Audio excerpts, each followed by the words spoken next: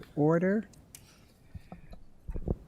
In order to accommodate everyone, the board meetings will be available via remotely if you cannot attend in person on YouTube. And also, if you would want to join by Skype, you can join by calling phone number 563-445-5001.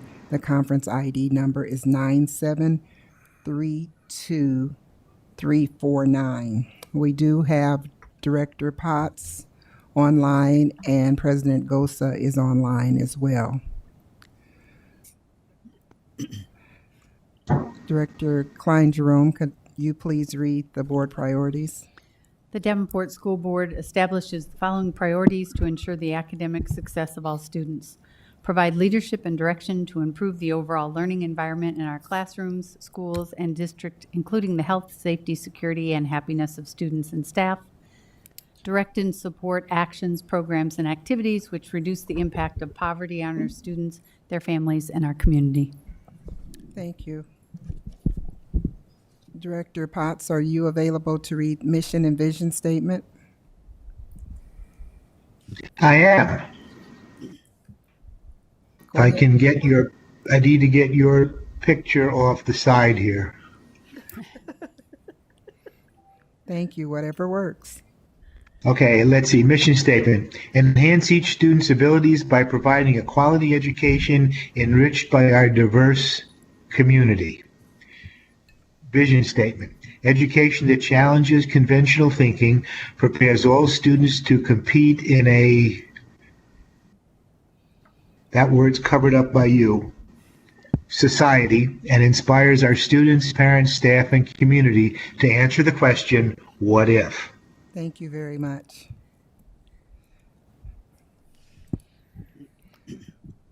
We will now. President, Vice President, before we get started, I request to remove agenda item 11.08 from the agenda.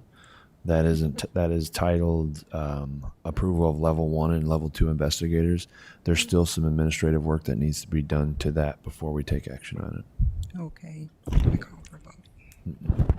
Okay, thank you. We will remove 11.09. 9, thank you. 11.09, thank you. 11.09 will be removed from the action items and put on the agenda for our next regular board meeting. Thank you. Thank you.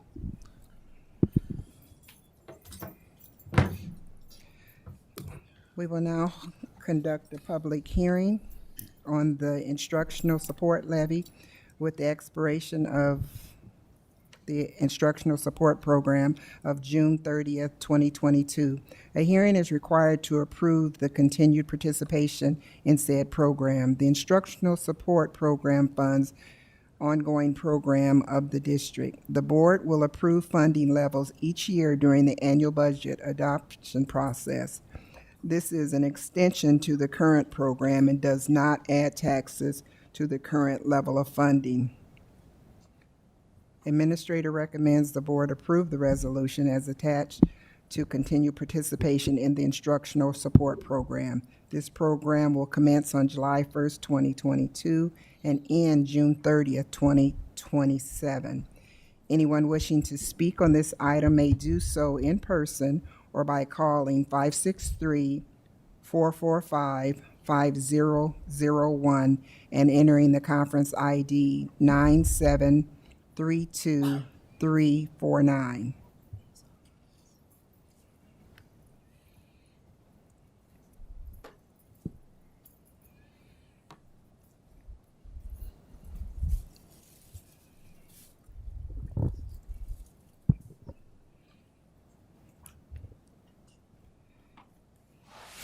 I will now conduct the public hearing for the instructional support levy.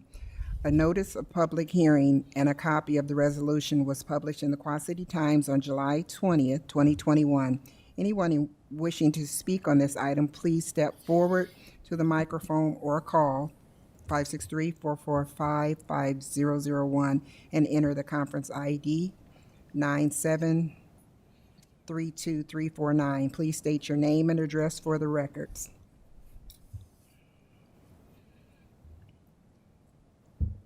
Seeing and hearing none, I do declare the public hearing closed.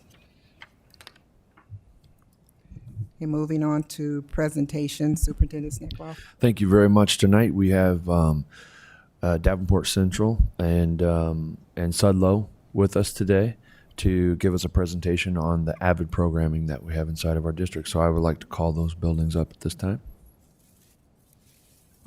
And thank you guys for being here tonight. Greatly appreciate you coming and sharing Avid with us today. Thank you. And just before you start, just do brief introductions so people know who you are, even though everybody knows who you are. Okay, sounds good. I'm Tanya Wilkins. I'm the principal at Sudlow, intermediate, junior high, middle school, whatever we are today. And next to me is Nick Newman, who I am handing over to Central, but he was our Avid elective teacher at Sudlow. So I asked him, hey, if you want to stop over, that'd be awesome. So Nick Newman's also here with me, and Principal John Flynn. She could have let you know who I was too. I'm John Flynn. I'm the principal at Central High School. So we, and I don't know how far back you want to go with this. You should never have let me begin with this.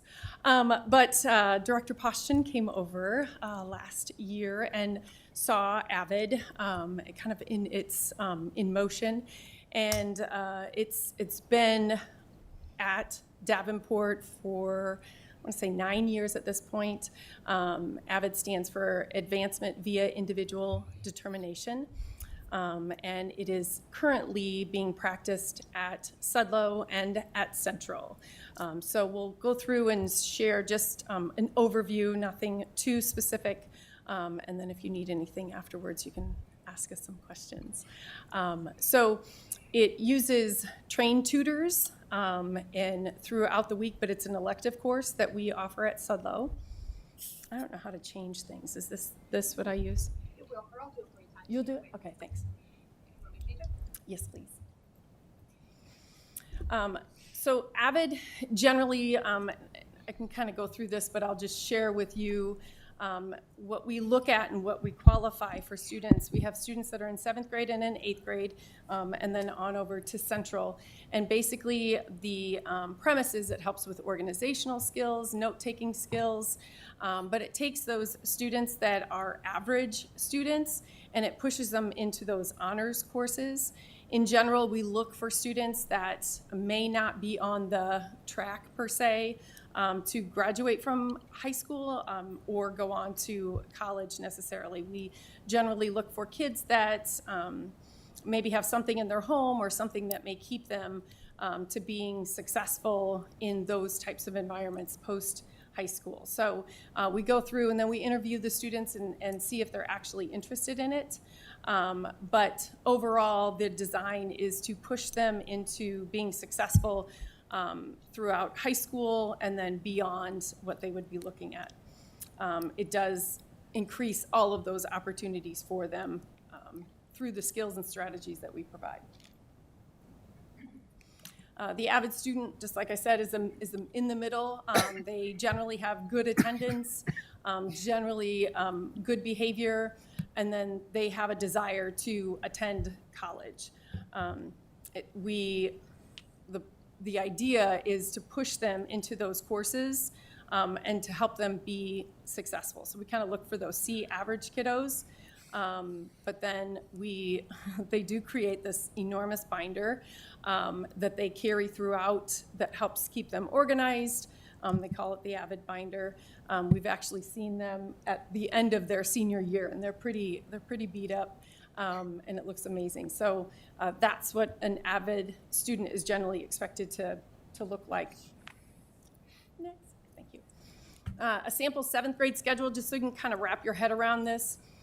They would go through all of their regular core courses, but we would add that Avid elective, and it just means they would not be able to attend one of their other electives, not the required PE, health, but this would be, in general, a sample 7th grade schedule. Mm-hmm.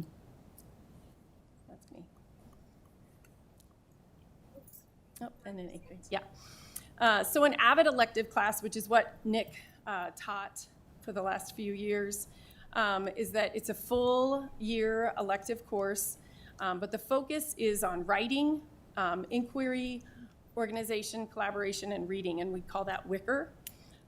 But it also focuses on college exploration, and then it enhances all of their other success in other areas, communication, just a variety of things, team building, but it also helps in other courses too. A typical Avid week, and you can stop me anytime, is Monday and Wednesday is the Avid curriculum and the strategy. So in that Avid elective class, that's what would be taught, is that it's a set curriculum that is shared. And then Tuesday and Thursday would be tutoring sessions. So during that Avid elective time, we usually pull tutors from the colleges of students that are studying to be teachers. So they come over during those hours, and they support the students. And their tutoring sessions are very structured. So it generally looks, the kids kind of drive what their needs are, what it looks like, what they need help with. And so then the tutor just kind of guides those smaller groups. And then Fridays are career and college readiness activities, which are the most incredible experiences to take kids on. Some of the learning strategies that they're exposed to is writing to learn, reading to learn, and then that focused note-taking. Some people it used to be called Cornell Notes, and that's what some people may be familiar with.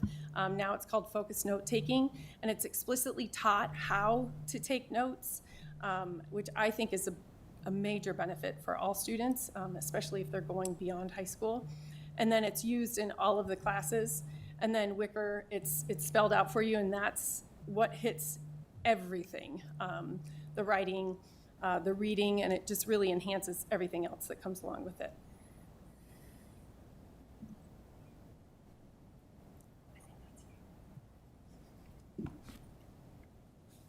I was going to see how long she would go. We practiced this, and she took one of my slides already, so I was just going to let it roll.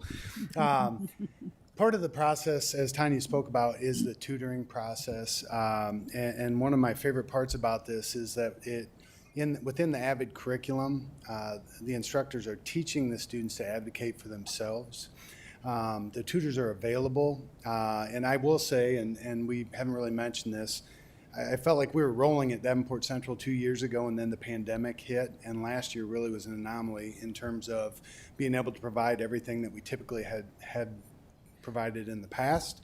But within the tutoring strand, along with the self-advocacy, there's a consistent, continuous mechanism for our students to get the help that they need in specific courses.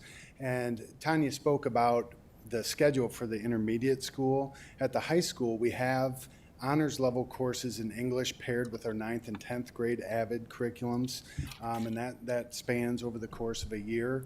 And then at the 11th and the 12th grade years, 11th grade is currently going to be tied to advanced writing, and 12th grade is a bit of a standalone because in the 12th grade, there's a lot of support provided in terms of college admissions, in terms of FAFSA, and all those pieces that some of these students don't have a lot of exposure to and need a little bit extra help with.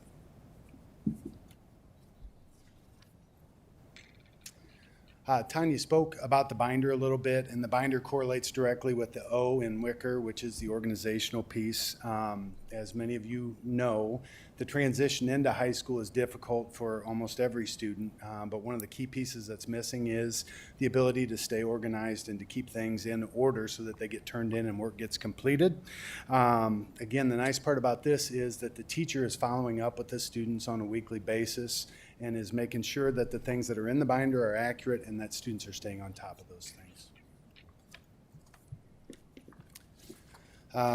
College exploration itself, we talked about the fact that these students are starting in an honors English tied-in course. That is in turn opening some pathways for them to go on to either some concurrent coursework or AP coursework as they progress through their high school years.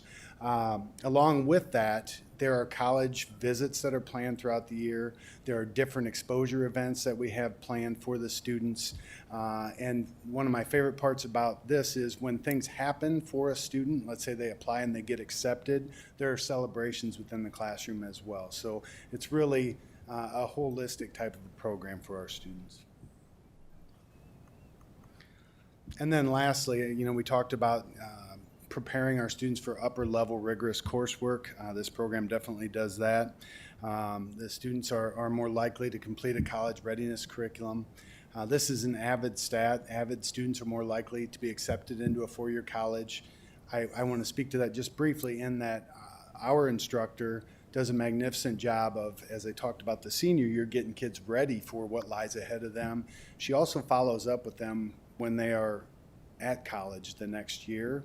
So kids are still asking her for, young adults at that point in time, are still asking her for advice, and she's acting as a resource for them as they make that transition into the next level.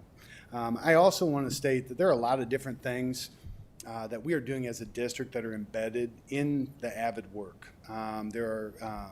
We've done a lot of CLR work over the course of time. A lot of those strategies are embedded, and there are resources available from Avid that speak directly to that. There is SEL work that is embedded in this, including some restorative justice types of work.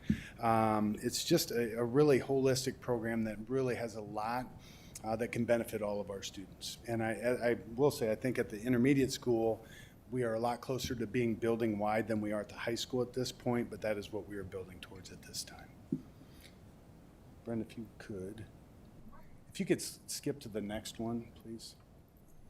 I would just say there are a number of resources available here for you to look at. Obviously, we didn't have time to go through all of these things, but there's a lot of data here if you care to look at it. Mr. Newman, is there anything you wanted to add to this? I don't think so. I guess I can just speak personally to say that I've seen this program be a reason that a student is excited to go to school each day. I've had to pick up students to go on the college visits before, and I'm actually going to get to have some of them as students at Central, which is pretty exciting.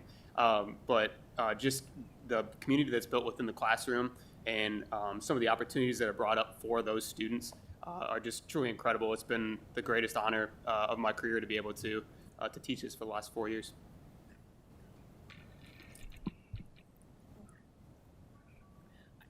Just one last thing. I promise, it'll be really short. So my first exposure to this was when I went to a summer institute in Dallas, and I had the opportunity to have a group of senior students stand in front of all these administrators and speak to all of us. And it, like goosebumps. I still get it every single time. And it was incredible to listen to these students, the eye contact, everything that they did is everything we would hope for as a Davenport student. And as a mom, I'm like, please teach my children these skills and strategies before they head off to college. So those are just my little disclaimers and how excited I get about it. So I could talk for a very long time about it, but I'm not going to. So. Thank you. Any questions?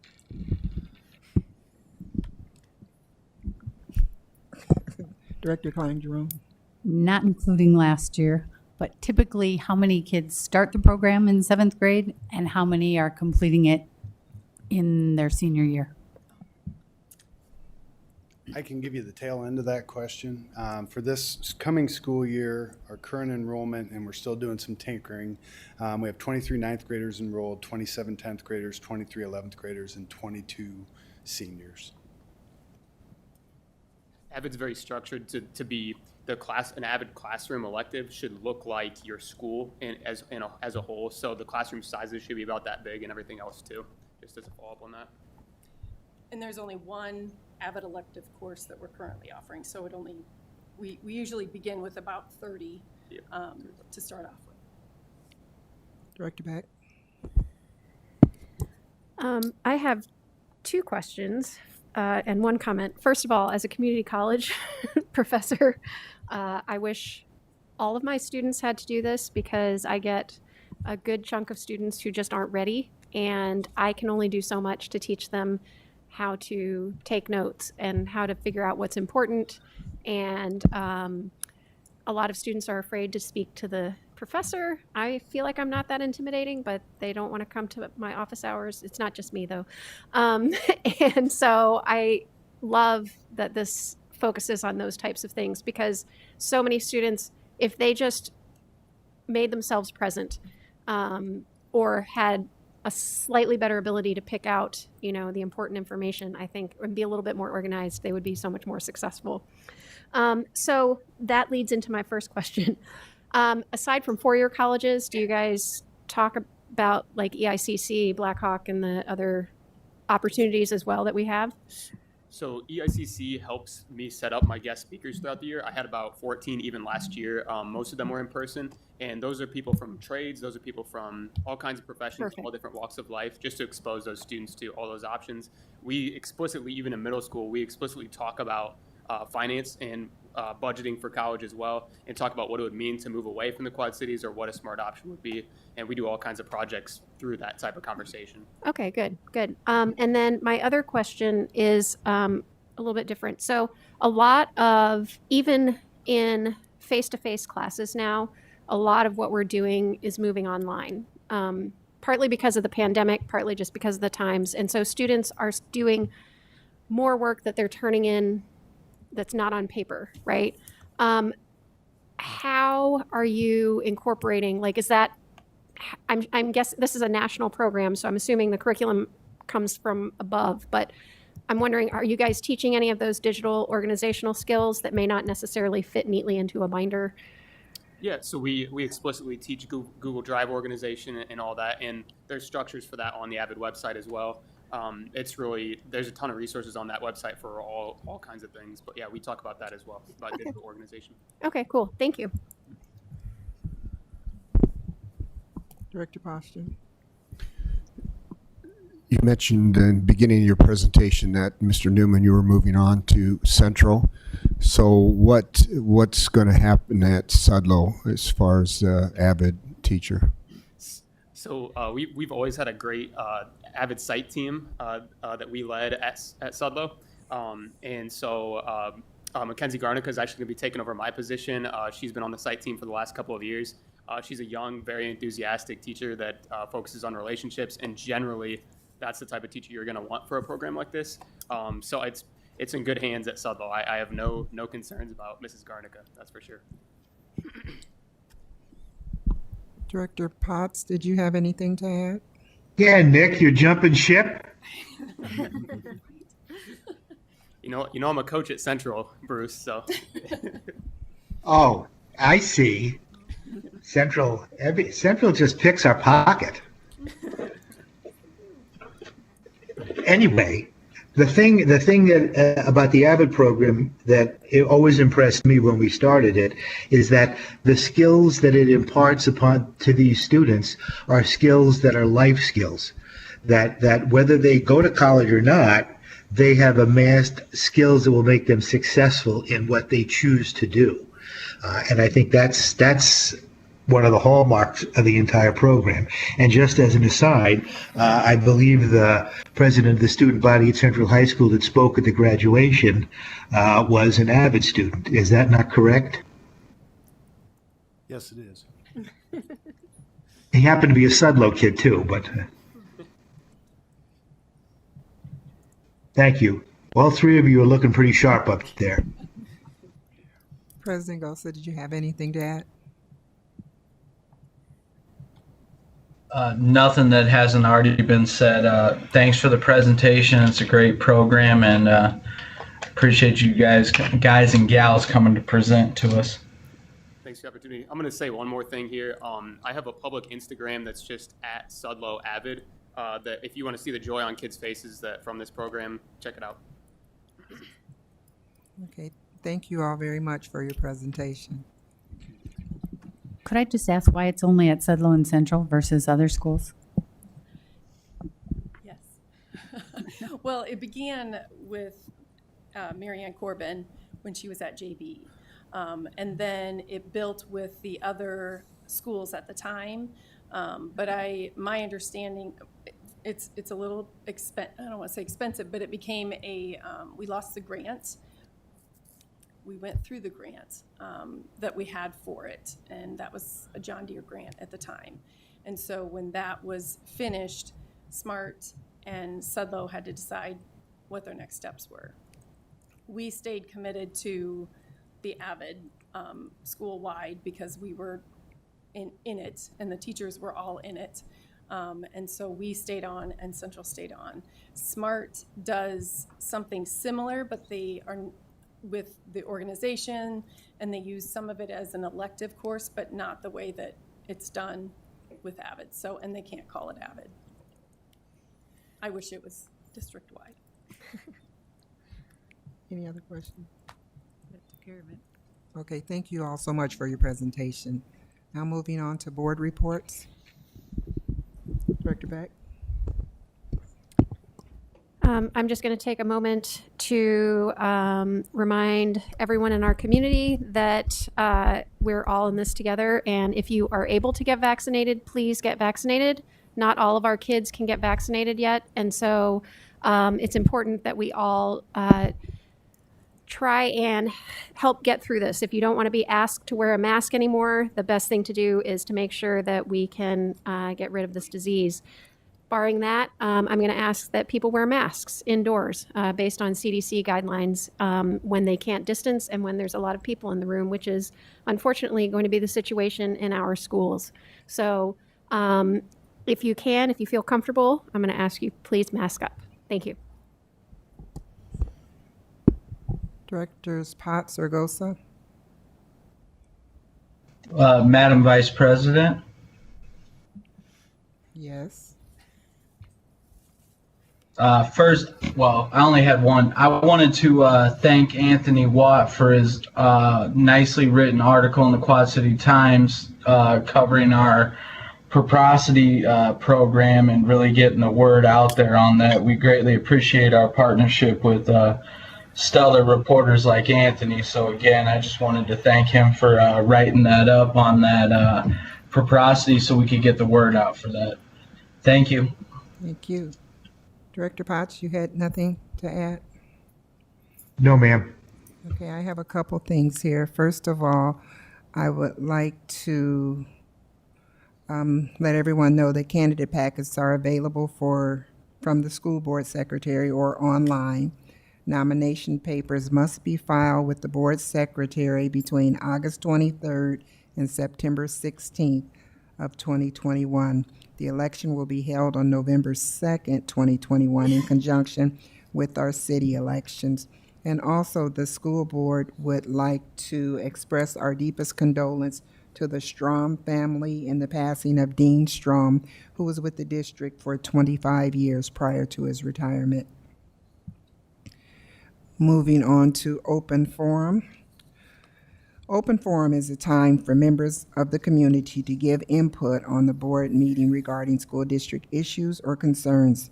Individuals who want to speak should fill out an open forum request and give it to the board secretary prior to open forum. The open forum request form is available in hard copy for in-person attendees and online for those who want to participate in open forum virtually. The link is located on the school board page of the district website. For those who want to participate virtually, the request must be emailed to Brenda T. at tbrin@davenportschools.org by 3 p.m. on the day of the board meeting. The board will not act on any issues presented during open forum if it is not published on the agenda item.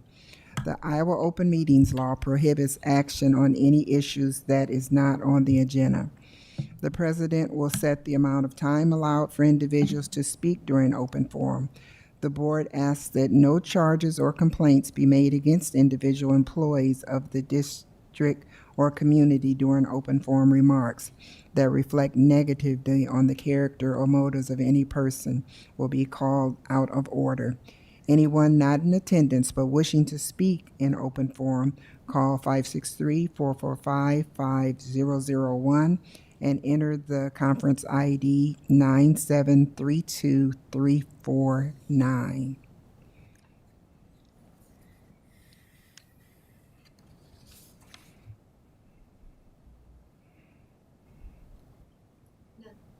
Okay, seeing as there are none, we will move to the consent agenda. May I have a motion? Madam Vice President, Director Beck, I move that we approve the consent agenda as written. may I have a second? Second.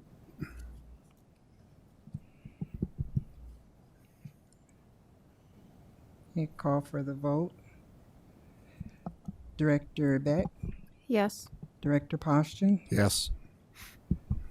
Director Gosa, Yes. Director Klein-Jerome, Yes. Director Potts, Yes.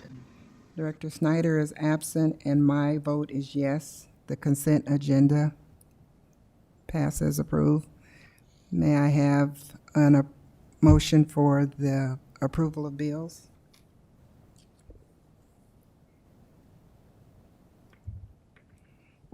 Madam Vice President, Director Beck, I move the board approve the recommendation by the administration for the adoption of the bills from the bill listing periods July 21st, 2021 through August 3rd, 2021. Resolved, all claims presented to the board having been duly certified as correct by the treasurer, reviewed by the administration and board members, and they are hereby audited and allowed as just claims and warrants drawn on the treasury for the several amounts. Further resolved, the payment of claims and salaries be approved as presented for the periods July 21st, 2021 through August 3rd, 2021. thank you. May I have a second? Second. Any discussion? And call for the vote, or, I'm sorry, Director Poston? I think Brenda got all my questions answered, but they were basically all the payments to the various school districts, and that's from this past year, correct? Correct. Okay, so all open enrollment for the entire year. Correct. Any additional questions? Director Potts or Gosa? No. No. Okay, we'll call for the vote.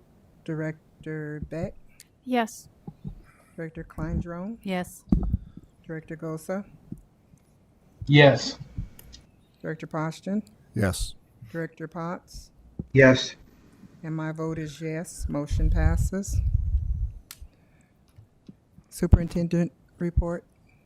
Thank you.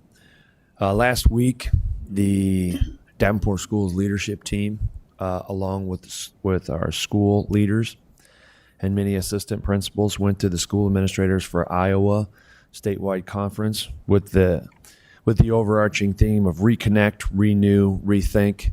We listened to wonderful breakout speakers. As a matter of fact, the lead speaker of the day, the lead speaker to kick off the conference, had a fireside chat afterwards that Dr. Barney facilitated magnificently. So it was great to watch Dr. Barney operate on the big stage, so to speak, literally and figuratively.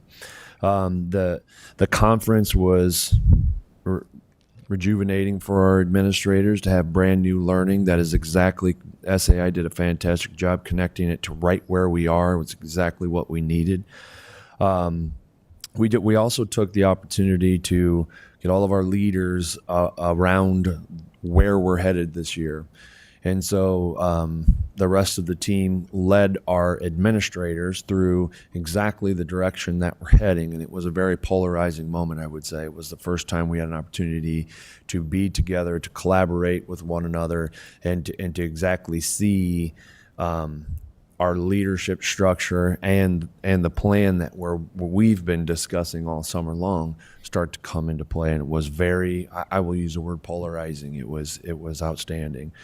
On that same Thursday, Vice President Hayes and President Goza drove to the Department of Education meeting, and where we gave an update, and it was briefly discussing our early literacy plan, briefly discussing our PBIS plan, and then having the opportunity to introduce our new cabinet members because they were already there for SAI. Through that process, and I'm trying not to use this word because everything that's in the citations is our plan. we feel very strongly about the direction that we're heading of MTSS, early literacy, and PBIS, and community engagement is exactly what we need to do. And so there was an updated citation sheet that Davenport schools plan as we move forward. And it's quite encompassing. And so our cabinet has not had an opportunity to digest, get into it, categorize and prioritize our steps. And so we are really looking forward to bringing a more polished citation update to the school board very soon. I will tell you what I noticed from the plan is it really captures exactly what we're doing and the direction that we're heading. And it's very, the plan is very similar to what the school board is always asking for, a Gantt chart, something that I can see, what are the next steps. And so the way that the plan is laid out is very user-friendly, so to speak. And so I look forward to giving that updated citation sheet to our school board.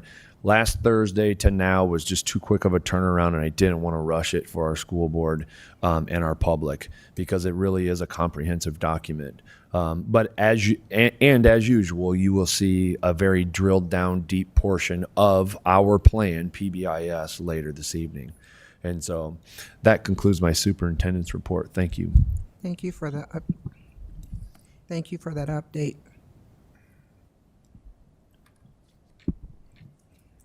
Are there any committee reports? Director Beck?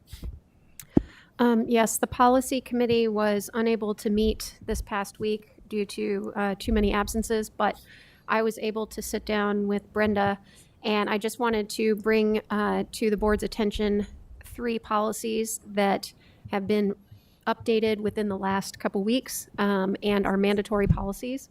And so we have brought them for approval tonight to make sure that we are on board with that. And so they're on our list. It's 401.57, 502.03, and 905.3. Okay, thank you. Anything from Finance Committee? Okay, thank you. Now we will move on to items requiring action 11.01. I'm sorry. The adoption resolution to continue participating with the instructional support program. Director Poston?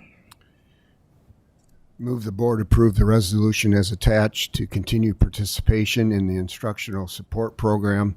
This program will commence on July 1st, 2022 and end June 30th, 2027.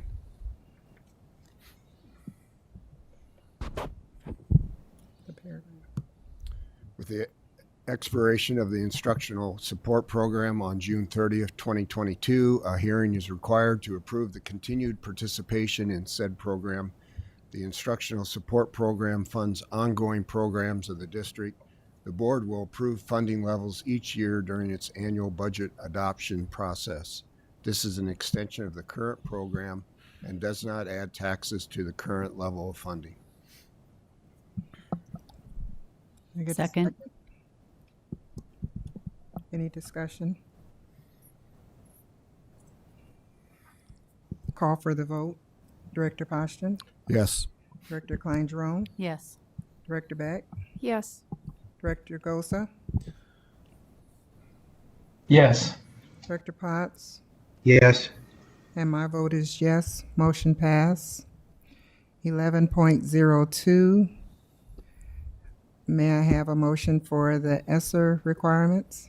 Madam Vice President, Director Beck? I move that the board approve the administration's recommendation for the attached responses to the ESSER 3 plan. And the document is available under public comment. Content, excuse me. Thank you. May I have a second? Second. Motion by Beck, second by Klein-Jerome. I call for the vote, or is there any discussion? Director Poston? Just one thing.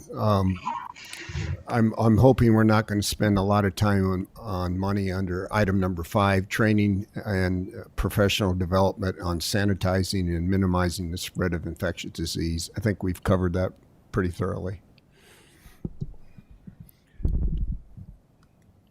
Did you want to address that? I would agree with Director Poston. Okay. Did you have something, Director Condron? Directors Pot or Gosa? No. No. Okay, call for the vote. Director Beck? Yes. Director Klein-Jerome? Yes. Director Gosa? Yes. Director Poston? Yes. Director Potts? Yes. My vote is yes. Motion passes. Item number 11.03, policies for board approval. Director Beck? The Policy Committee recommends that the board approve policies 502.04, 505.04, 507.03, 507.04, 507.07, 507.08, 507.09, 401.57, 502.03, and 905.3. May I have a second? Second. Motion made by Director Beck and second by Director Poston. Is there any discussion?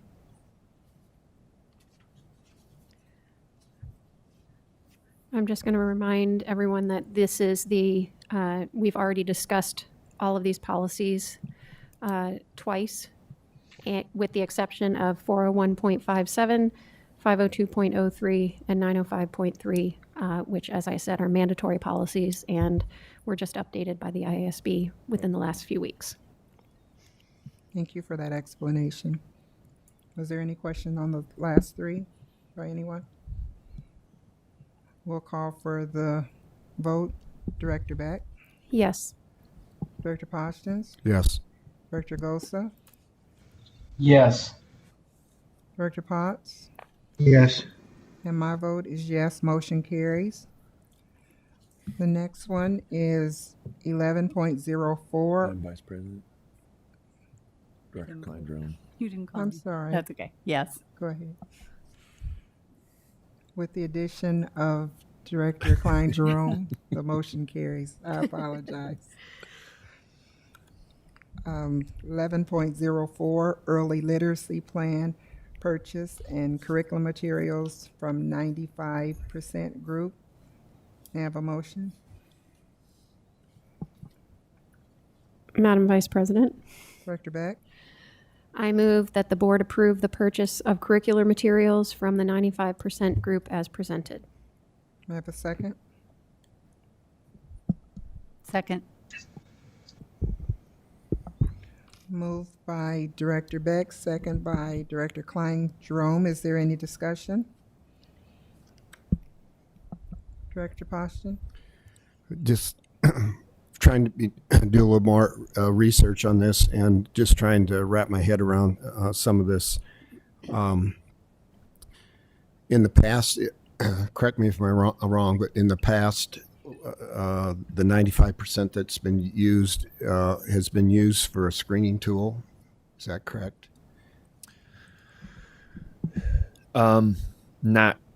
Not particularly. Tara, would you like to, or Tara or Dr. Stevenson, would you like to tackle this question?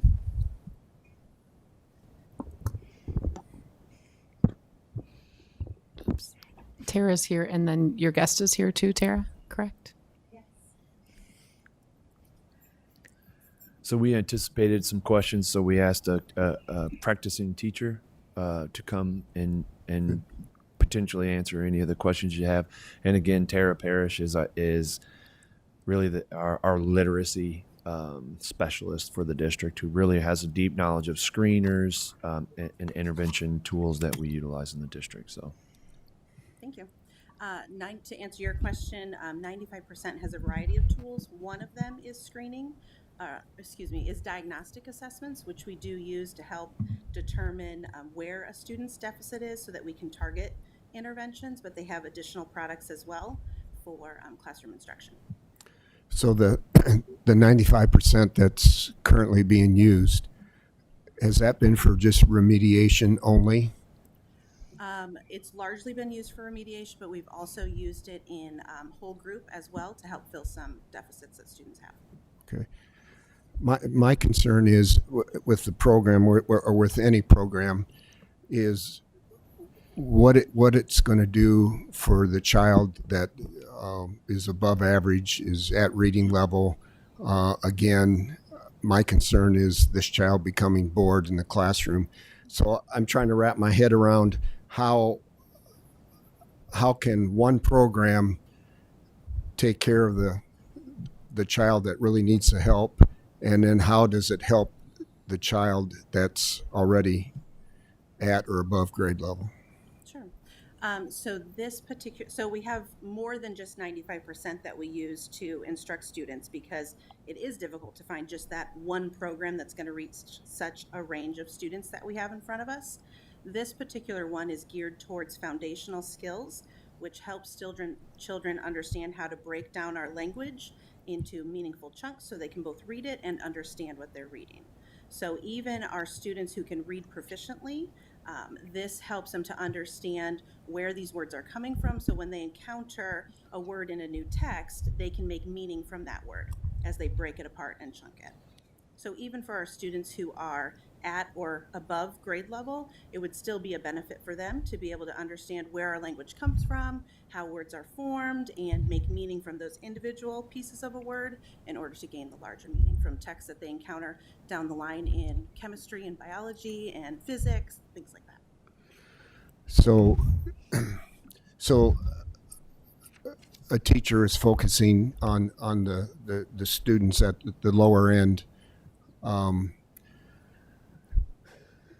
Those above average students, I mean, are they just going to be set aside? How is that teacher going to be working with those children and then working with the above average children? If you don't mind, you asked to hear from teachers the last time, so we have Trudy Thompson here. That'd be great. Who's a first grade teacher at Garfield, and luckily Trudy was able to teach from the Summer Boost program, which is similar to what we're looking at, and so she wanted to talk about her experiences, which we'll get at some of your points. Yeah, and I think, I used it this summer with more struggling students, so I didn't have the above average students. But the way I kind of picture after having used this material is I'll do a whole class, and there are skills in there like, I'm first grade, but for example, like breaking syllables. So that will be introduced whole group. At the end of the lesson, you kind of, I'll be able to look at their books, which is a benefit because the 95% we have now, they don't have workbooks. Kids who are struggling, I'll pull back and go through that material again. But then the kids, even on-level kids, like breaking words into syllables so that they can read longer multi-syllable words, that's going to help them. Even if they're reading above grade level, they don't always know how to do that. So this will be whole group, but then I'll be able to break them into small group and see kind of what they need. So those higher kids will even be able to get what they need out of the material. So while you're working with the below average child, then you can't be in two places at once, obviously. So what will this program offer those above average kids while you're working with the other kids? Well, I think the 95%, this part of it, the core curriculum part, will do whole group. When I'm working with those lower groups, the way I do it and the way I think a lot of people do it is to rotate kids through other centers. Like one group will be doing Lexia, one group is working with me on 95%, one group is working on maybe doing a literacy game related to the skills that we just did. And you can kind of differentiate some of those words and the skills so that as they rotate, they will be working on, words that are more at their level. But then they all rotate through meeting with me, even the higher kids. But I'll be able to use whatever I'm learning, seeing in their book, things they need to work with them in small group too. Okay. So your past experiences with Wonders and some of the other curriculums, it seems like we have a lot of turnover of curriculum. What's your thoughts on past curriculums, and some is being dropped? We're keeping part of Wonders. What's your thoughts on that?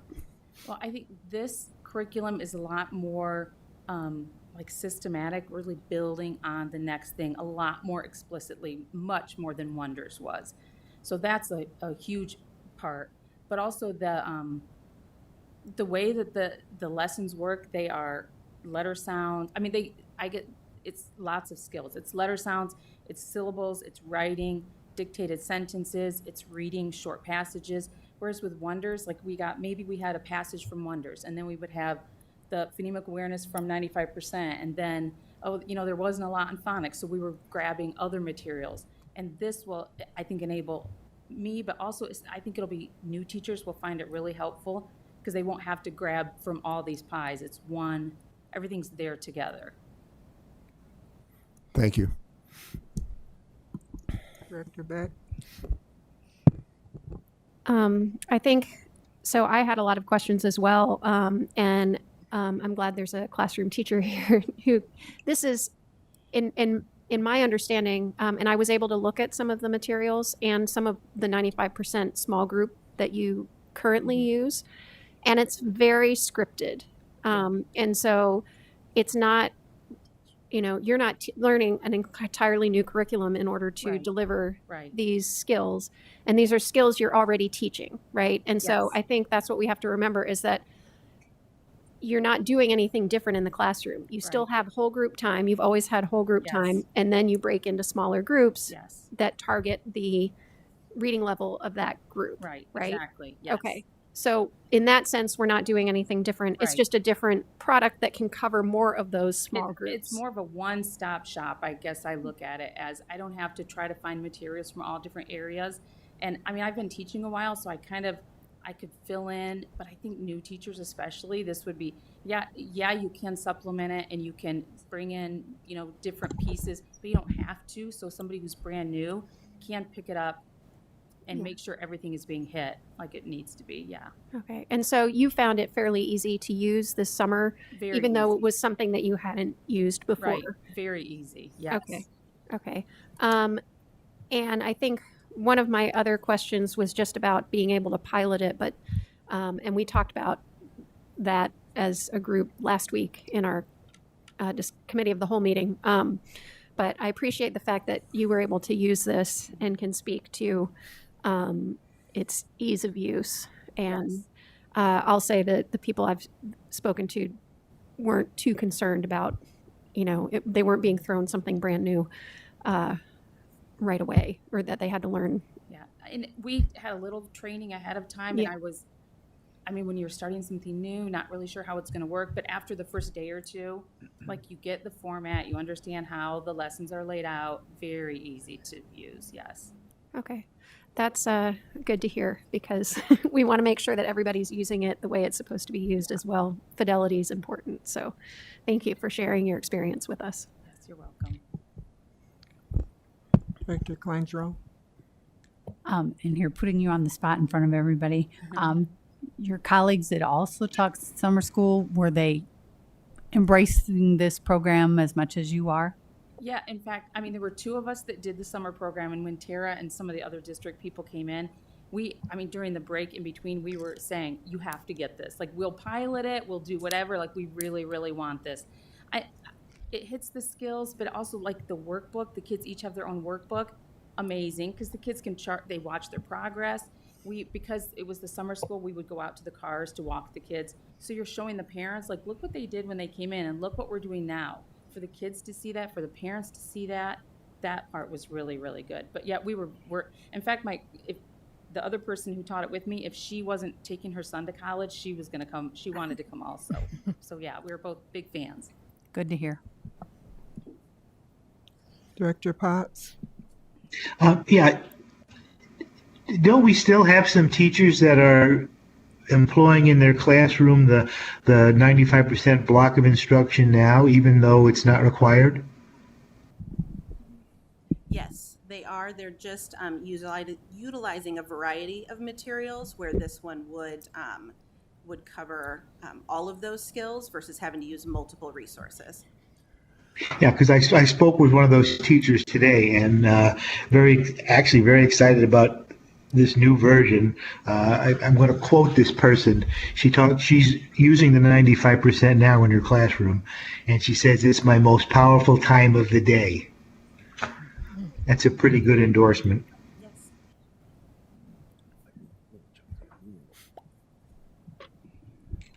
Director Gosa, did you have anything to add? No, I think everyone covered it. Any questions I had. Thank you for bringing an actual teacher in that's worked with this program to give us some insights on this. Greatly appreciate that. And that's all I have. Director Beck? Sorry, just one more quick question. Will teachers still be able to use the 95% prior product that's meant for small group interventions? Yes, Okay. absolutely. Mhm. Okay. Any additional questions? Dr. Stevenson?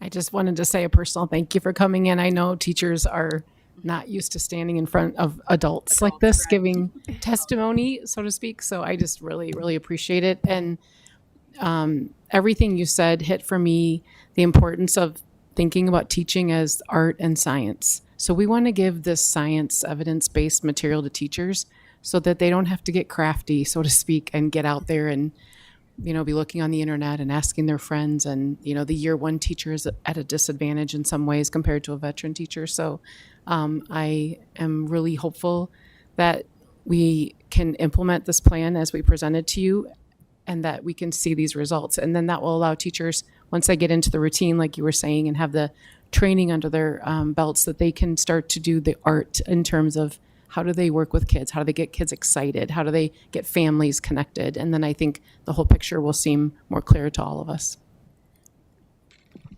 Okay, thank you for that. We'll call for the vote now. Director Poston? I don't have any more questions for you ladies, and I appreciate you coming. That's very beneficial to have a teacher here. I appreciate that. Just a couple comments. I'm hoping, if this becomes implemented, that a teacher doesn't feel that they are just absolutely 100% bound to the script. I think they should be able to, vary from the script. These teachers know what works with their kids in the classroom, and so I hope there's, some leeway there so that, we don't just say, you've got to go follow it 100% by the book. I think maybe that's the problem we've had in the past, because we've gone through a lot of curriculum over the years and spent a lot of money on it and spent a lot of training on it. The other thing, and I pointed this out at the committee of the whole meeting, and again, we had summer school available for our kids, and any kid that needed help was identified and was offered the opportunity to go to summer school. Okay, so in some of the classrooms, there was about 10% of those that came. Overall, for the district, it was about 30%. So again, as I mentioned the other night, we can't use that as an excuse, but we've only got those children for 6 hours every day. And so, our touches, we've got to get as many touches on these kids as we can. Why parents didn't send these kids to summer school when we spent all the money for the teachers, we had the teachers in place, they were getting breakfast, lunch, and if needed, they were offered transportation. So in my mind, when you look at that, that's, to me, is child neglect. When you won't send your child to school when you've got that kind of opportunity. So again, the school district can only do so much, and I applaud the teachers for working hard, but we spent a lot of money on this summer school program, and very few students benefited from it. So again, my other concern is we just can't keep throwing money at a problem. We've got to get to the core problem, and I'll get off my soapbox. Thank you, ladies, for your input. Okay, we'll call for the vote. Director Beck? Yes. Director Klein-Jerome? Yes. Director Gosa? Yes. Director Poston? Yes. Director Potts? Yes. My vote is yes, motion carried. May I have a motion for 11.05 Nbaa hearing interpreter contract? Madam Vice President, Director Beck? I move that the board approve the administration recommendation for the agreement with the Mississippi Bend AEA for hearing interpreter services for the fiscal year 2021 to 2022. May I have a second? Second. Moved by Director Beck, second by Directors Klein Jerome. Is there any discussion?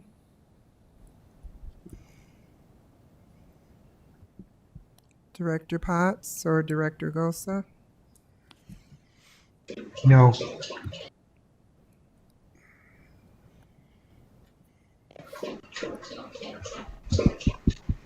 We'll call for the vote.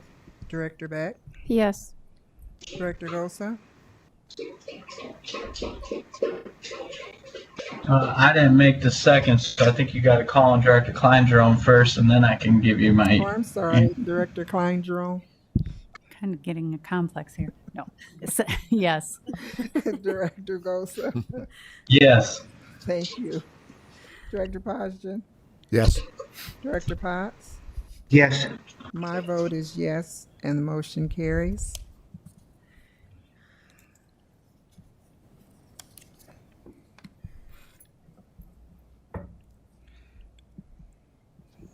Next one is 11.06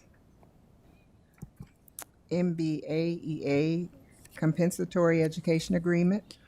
Madam President, Director Kleindrum? I move the board approve the compensatory education agreement with the Mississippi Bend AEA commencing July 2021 and terminating June 2022 as presented. May I have a second? Second. Moved by Director Klein Jerome, second by Director Beck. Is there any discussion?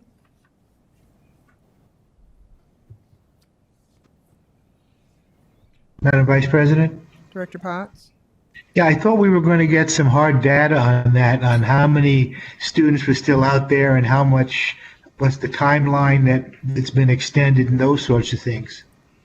Okay, Superintendent Snecklow? Yes, thank you for that question, Director Potts. We have the compensatory education presentation due, I think it's scheduled for the August 23rd school board meeting. So the agenda committee, with this being so full, not knowing how long with several presentations would take, we have that planned for the August 23rd presentation for the school board. So you want us to vote, the agenda committee is proposing that we vote on this before we see what the data is. So this is a proposal to allow us to continue to use AEA as a resource for helping us find teachers to provide compensatory education, which many of them are our educators as well. So this is not to this is kind of an upfront agreement which would allow us to continue a very successful avenue for completing compensatory education for our students. Does Okay, that I answer your understand. question, Mr. Yes, it does. Thank Okay, you. Thank you, Director Potts. So just basically the contract to have them available and on hand. Exactly. Okay, and the data will follow up. August 23rd. I Okay, believe thank that's what we had that scheduled. Okay, thank you for that explanation. Director Gosa, did you have anything to add? No, I do not. Okay, we're ready to call for the vote. Director Kleindrum? Yes. Director Beck? Yes. Director Gosa? Yes. Director Poston? Yes. Director Potts? Yes. My vote is yes, and motion passed.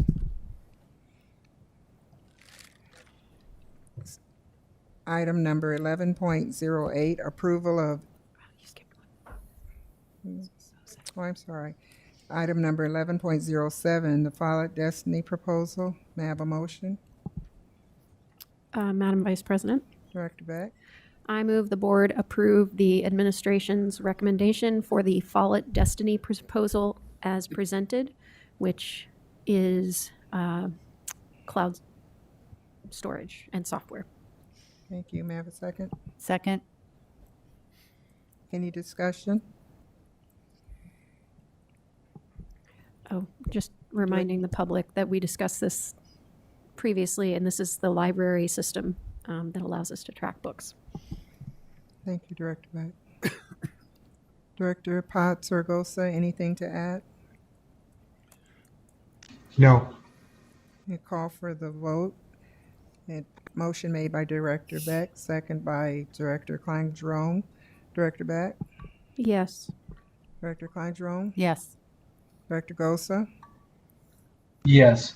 Director Poston? Yes. Director Potts? Yes. My vote is yes, and the motion passed. Item number 11.08, approval of equity coordinators. May I have a motion? Madam President, I Director- move that the board approve the Title IX equity coordinators as presented. May I have a second? Second. Any discussion? Director Beck? Just a quick question. We removed the level 1 and 2 investigators. Do we need to have these in place before school starts? Our goal will be to get them on the next regular board meeting, yes. Which is the first day of school, Yep, correct? 23rd. Okay, thank you. Yep, thank you. Any additional discussion? Motion made by Director Beck, second by, I'm sorry, Me. by Klein-Jerome, I made the motion. and second by Director Beck. It's almost the same order on each one. Call for the vote. Director Klein-Jerome, Yes. Director Beck, Yes. Director Gosa, Yes. Director Poston, Yes. Director Potts, Yes. and my vote is yes. Motion passes.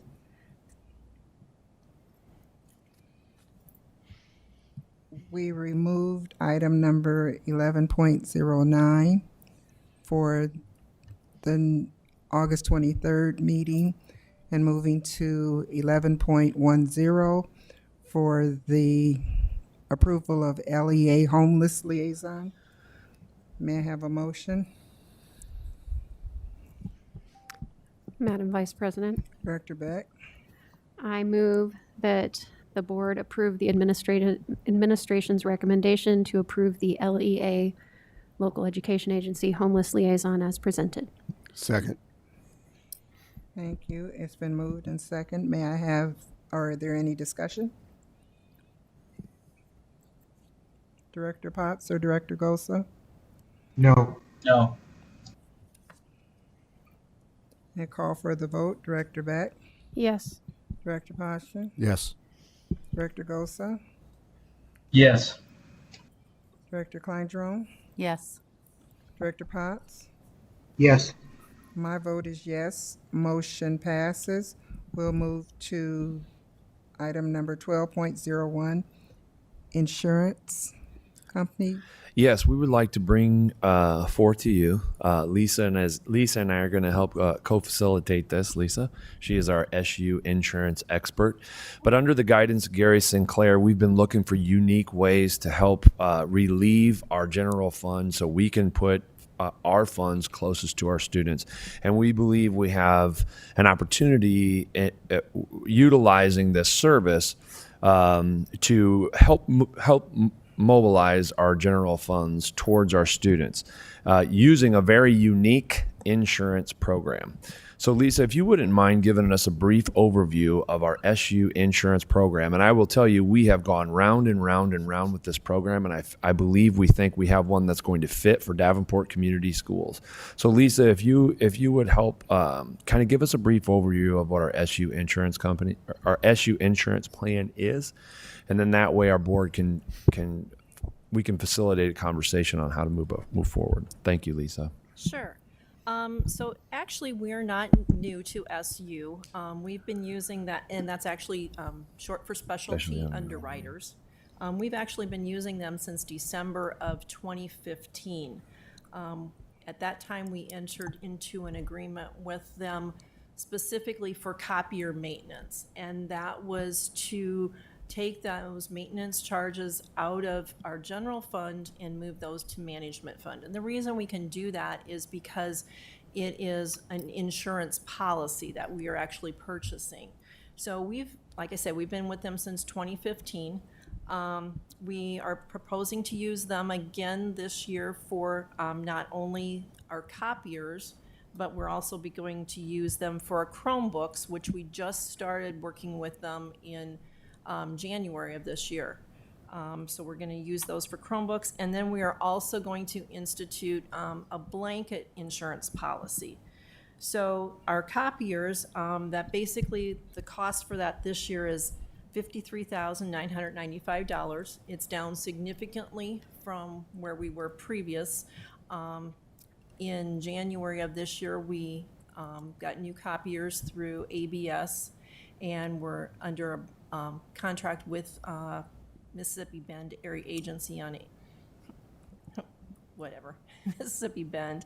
We're partnering with them, and so we've gotten a great rate with their piggybacking onto their contract. So they, instead of having our maintenance contract through ABS, we're going to use SU again.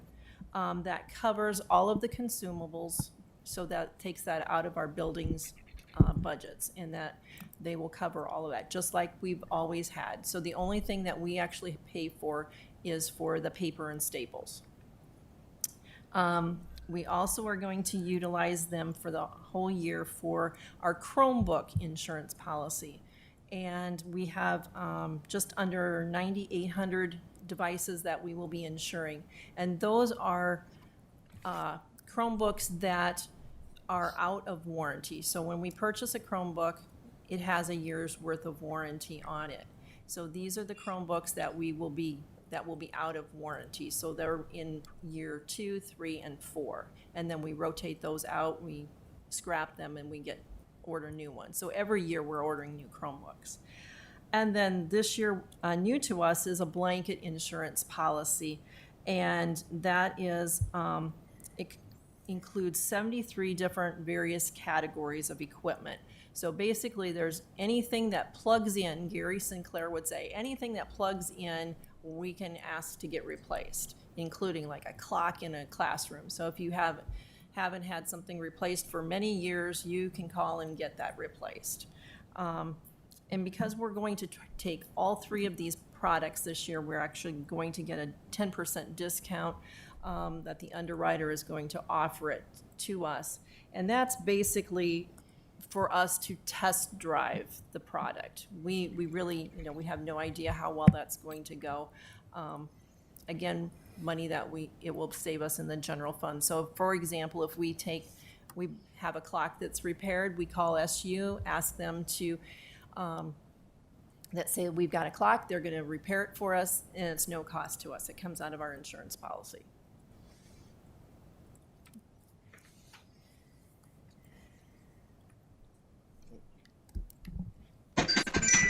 Is there any kind of deductible before these start to get covered? No, there's no deductible. 100% covered. Mm-hmm. And what fund did you say we're not taking out of general fund? Where is it coming from? It comes from the management fund. Okay. And we've, again, like TJ said, we have gone round and round and back and forth with this in discussing this and trying to make sure that it's going to work for us. With Gary Sinclair, we've assured ourselves that we can cover it in the management fund. So we have the funds to do that. Even after the retirements have gone through, we still have the fund? Okay. Yep, we're good. Dr. Beck? A couple questions. So I guess my first one is my cynical question. How are they making money if we have no deductible and basically anything that plugs in can get replaced? Is there a limit to how much we can get replaced in a year? Our premium will vary. If we overutilize it, our premium will go up. Okay. So if we go over, so this year our premium is $131,000. If we utilize that to the max, our premium will then double, and it will go up incrementally depending on our use. So we're hoping to utilize that, but at some point, we also recognize that we may come to a point where it's not feasible for us to do that anymore too. So while this is our trial year, we will evaluate it again extensively again next year. Okay. So with with this, I know sometimes having another service to do these kinds of replacements, you're waiting for somebody to show up, you're waiting for somebody to find the replacement piece. Do we know if the copier goes down, you need a copier, right? Are we going to end up waiting a week or two for a new one, or is this? Do we know that the turnaround time is within reason? The copier turnaround time would be just like is a normal thing. We get that turned around very quickly. The new piece to it is the other blanket portion. And the way I understand it is that we would call SU and then they would dispatch. We work with whoever we want to work with. Okay. So if we work normally with XYZ company, we can say, have SU call XYZ company and they'll work with us. Okay. So instead of XYZ billing us, they would then bill SU. Okay, that makes sense. And that actually kind of answers my other question. Are we taking any of the work that our people would normally be doing and unintentionally farming it out to somebody else? In terms of like our own maintenance electricians, repair people, that kind of thing. That would be something that I don't think we would, but not intentionally. I mean, that would be something that we'd have to work, with Josh to determine, and we do that normally. Is it better that we call someone, or do we have time, do our people have time to do the work? I think the example that Lisa gave, we don't have a clock repair person. Right. I think that's a really good example. The other component is that we can keep track of our employees' hours, I believe, correct, Lisa, and turn those in under our computer program. The computer program, yes. We track all of the hours on those. That one we're still learning the ropes with that. We've gotten a lot better with submitting those claims and getting those turned around. So we turn those in with hour increments.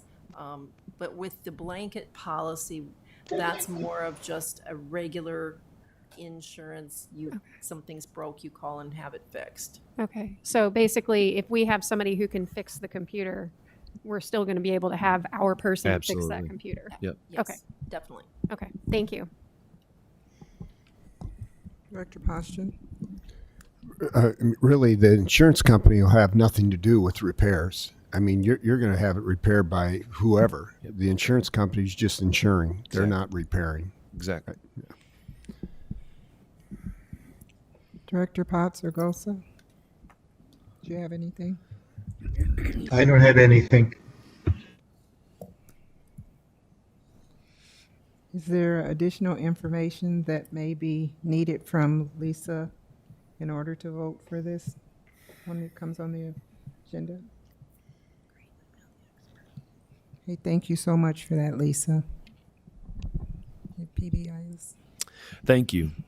Thank you. Up next, we have Davenport's PBIS implementation plan. And tonight, to present to us, we're going to have Dr. Klipsch and Mrs. Talbot, the assistant principal at SMART, do our presentation today. But our entire cabinet is involved in this, so they'll be able to answer questions along the way as well.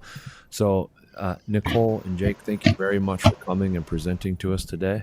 I'm very excited. As I stated earlier, this would be what we've been considering a citation update, because this is exactly what our work has been and the direction that we're heading.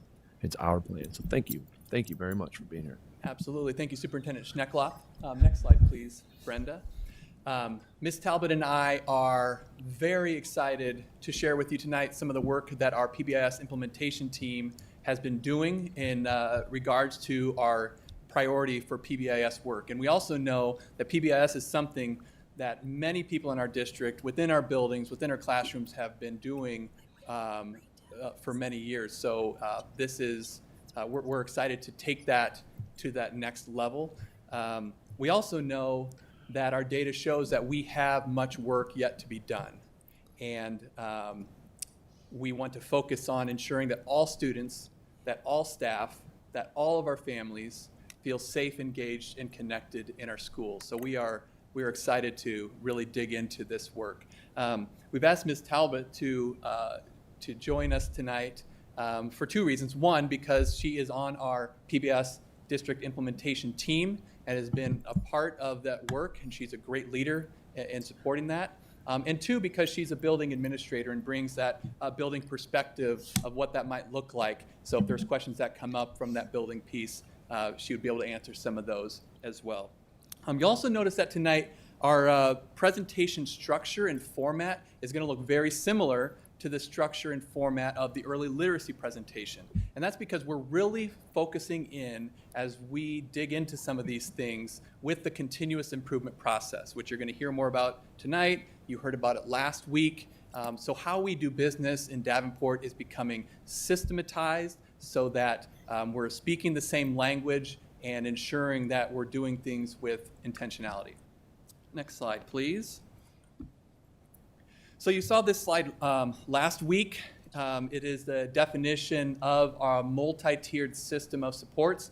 Again, you saw it last week, so I'll just give 30 seconds for you to kind of review and refresh yourself on that definition for a moment.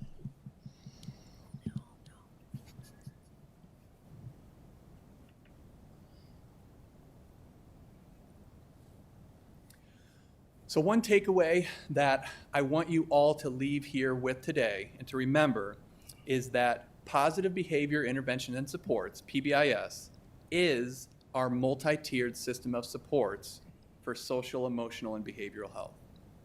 PBIS is our multi-tiered system of supports for social, emotional, and behavioral health.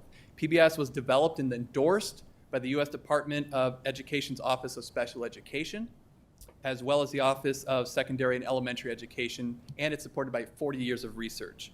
Our schools are committed to providing the tiered levels of support to ensure that all students have the opportunities to be successful while maintaining a safe and supportive learning environment for all students. PBIS is not in and of itself a curriculum or a special program, but it's a framework. It's a multi-tiered system of supports, as you keep hearing me say, for using data to make targeted decisions to benefit individual students. And this definition, as I mentioned, is what the state of Iowa uses and reminds us of the importance of data, of student-focused supports, and the use of evidence-based practices by staff. And as you very well know, it is a priority plan in our district in the implementation of PBIS to take our district to that next level. Next slide, please. So on this slide, I want to draw attention to the work of crisis response and violence prevention last year. As you are very well aware, that was our priority focus last year. And as one of the leaders of that work, I could not be more proud of the great steps and the great strides we made in the work of CRVP. We showed through the progress we made how as a system, we can make enormous strides when we have a specific focus, district-wide, with our partnerships, and we're all rowing in the same direction. And as we move our focus into PBIS, it's important to identify the relationship between CRVP and PBIS. So the intent of this slide is to provide a graphic representation of how PBIS and CRVP are embedded into the same multi-tiered system. CRVP is not a separate focus. And as you can see, it's embedded within that MTSS. So similar to what you learned last week about early literacy, both CRVP and PBIS provide universal instruction of the desired behaviors in our schools, which is represented in that green section. We provide small group and targeted interventions to students that need that extra support. And we also provide intensive individualized interventions for individual students that need that intensive supports at the end. And I know you're very familiar with that in the realms of academics, but PBIS, it's that same system and that same framework that we use there. And all of that whole system is provided within an umbrella of feeling safe at school. CRVP, PBIS, and academics are all within that framework to ensure that all students that all staff, that all of our families feel safe, engaged, and connected in our school. So moving forward, when we talk about PBIS, we are also speaking about CRVP, as they are foundational components of one another. We started CRVP, we built that blue umbrella last year, and we're building on that this year with our PBIS work. In July, the team convened to engage in a continuous improvement process. The team was developed intentionally to include a variety of stakeholders, including staff with expertise in special education, building administrators at all levels, AEA staff, psychologists, social work, applied behavior analysis, equity, and classroom teaching. We did have a social worker and a teacher innovator from the beginning in our meetings, but based on your feedback last week, we added classroom teacher from every level moving forward, and we will also be adding an early childhood representative. Last week, you heard about the feedback loop from early literacy that included cabinet, instructional cabinet, principals, TLCS oversight, teacher calibration team, and a school board. As our PBIS team moves forward, we will be utilizing that same feedback loop to ensure that we are getting feedback from multiple stakeholders. Additionally, we are excited to utilize our new organizational structure to provide implementation support. For example, in upcoming professional development, the instructional leadership directors will take the lead in presenting consistent content for all staff while utilizing the regional implementation to provide on-site coaching and additional support. Davenport is a large system. Large-scale systemic change must be initiated with a proven continuous improvement model. For this reason, as mentioned on the previous slide, the team is using an evidence-based process called the Continuous Improvement Process, or CIP. This began with determining our current state.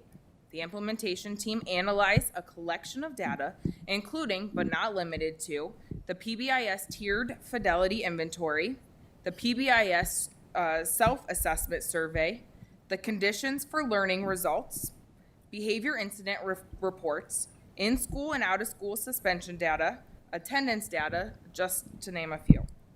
Additionally, all of these areas were further disaggregated and analyzed by subgroups to ensure that we were examining our current state for all demographics and all subgroups. We examined looking for trends over time, as obviously the last 2 years of data included some pandemic-related factors that we had to take into account. After determining our current state, we moved to our next component of identifying our strengths and our barriers. Our team split up into 5 different groups based on the 5 conceptual areas of differentiated accountability that are used with the Every Student Succeeds Act.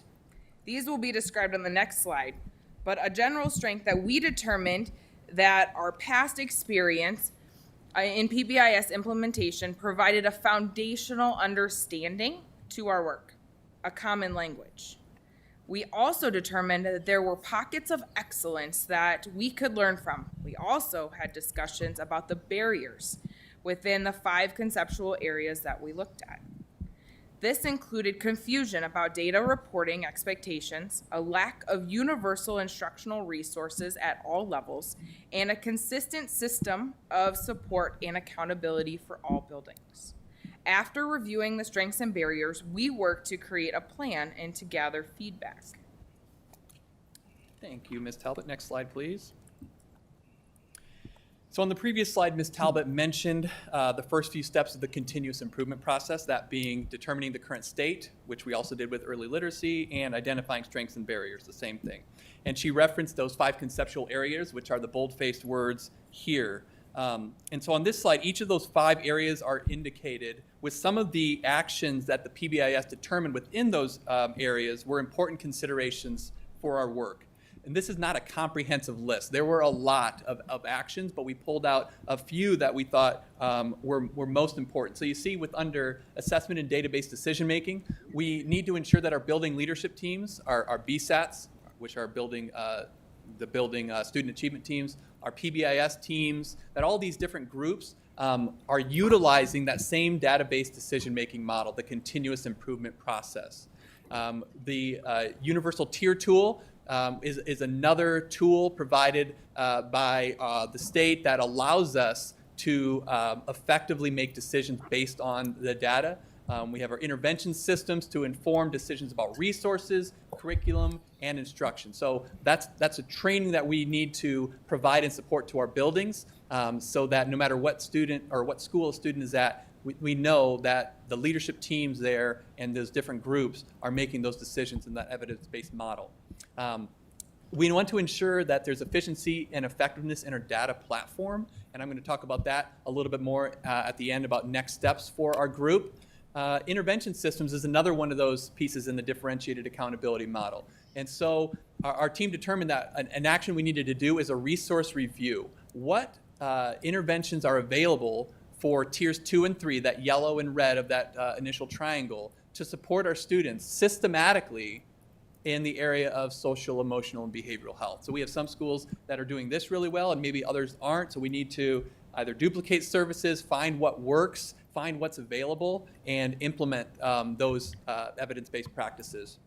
In addition to our school-wide intervention team, training and support those individuals and those teams within that system. Infrastructure, so we have a district-level implementation team that's going to be monitoring and trying to build a system to support our buildings with this. In addition to that, all buildings will receive coaching and technical assistance to support that Tier 1 level, which is really going to be our dominant focus for this year of social, emotional, and behavioral health. And this is a pre-K through 12 program. Now, early literacy, as you learned last week, is the predominant focus. So we don't want to strain the system. So initially, we're focusing on the secondary schools, one, because the data supports, that's a good first place to start, but also because we want to ensure, again, that we're not straining the system by putting too much on teachers at one time. Within universal instruction, again, the same idea of a curriculum review, identifying gaps. What are the non-negotiables for our core instruction for social, emotional, and behavioral health? What is that curriculum? When is it taught? How do we embed that into everything that we do? And finally, leadership. We recognize we need a detailed delegation of who is responsible and accountable for the steps within the plan, as well as coordinated feedback loops that Ms. Talbot mentioned to get feedback within leadership for better dissemination of information. And a clear system of support and accountability by myself, Dr. Barney, and Mr. Driscoll as instructional leadership directors. Next slide, please. This slide is included to further demonstrate the essential components of our plan. The full PBIS plan is linked in the implementation at the top. This is just one snapshot of the assessment and database decision making, also known as ADBDM. And this is one of the 5 conceptual areas that are included in the implementation plan, but it is only providing just an example of our roadmap. And so if you can click on that link, Brenda. So the 3-year plan for this document is still in progress, but you can see that it includes who is accountable and responsible, the data that we will use to determine the implementation, the deadlines, and implementation status. Actions have been identified over the course of 3 years in response to the need to be a long-term and sustainable program and not just a 1-year initiative or just one more thing to ask staff to do. This will continue to be revisited and revised to monitor our fidelity and our implementation.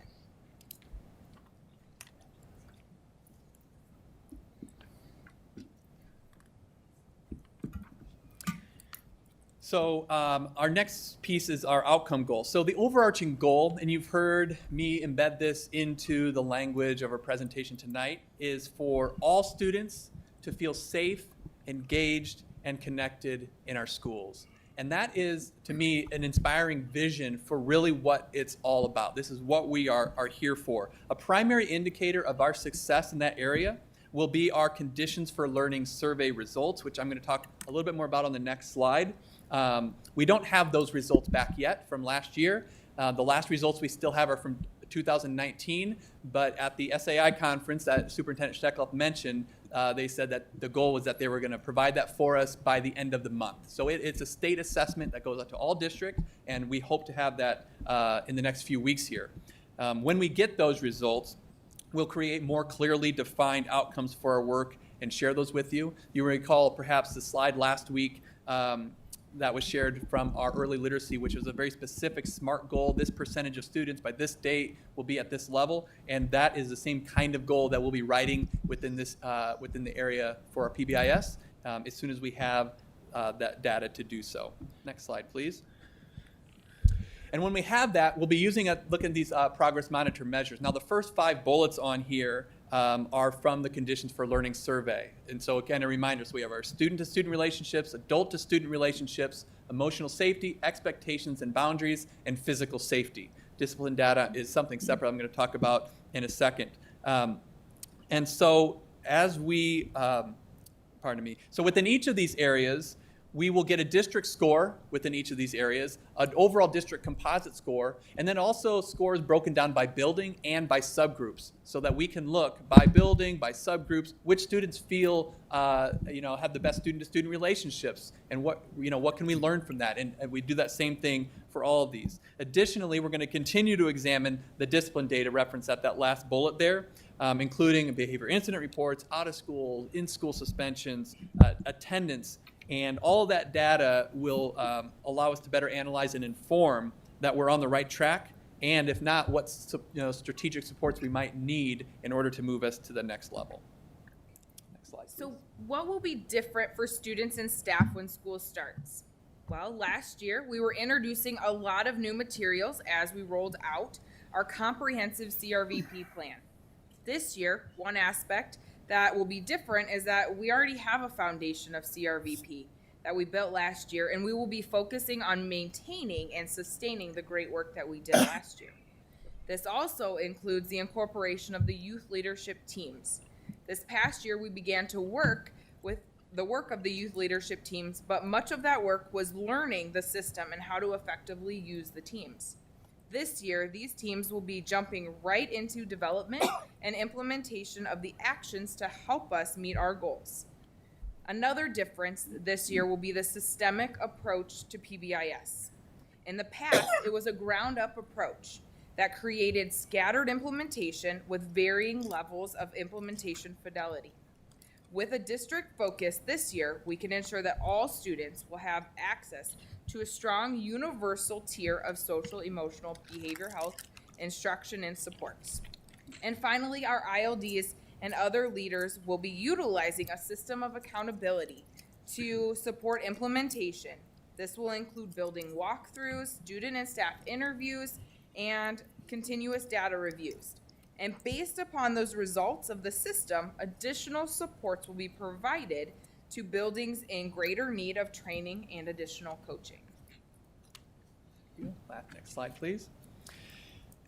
So summary and next steps. So as you saw on that implementation plan when Brenda opened up that document, and there was a long list of actions. So there are a lot of needs that our team identified based upon our data review, the strengths, the barriers, and all of that. So it's important that we choose our next steps with great care and intentionality to not overwhelm the system and provide systematic, intentional coaching and supports along the way.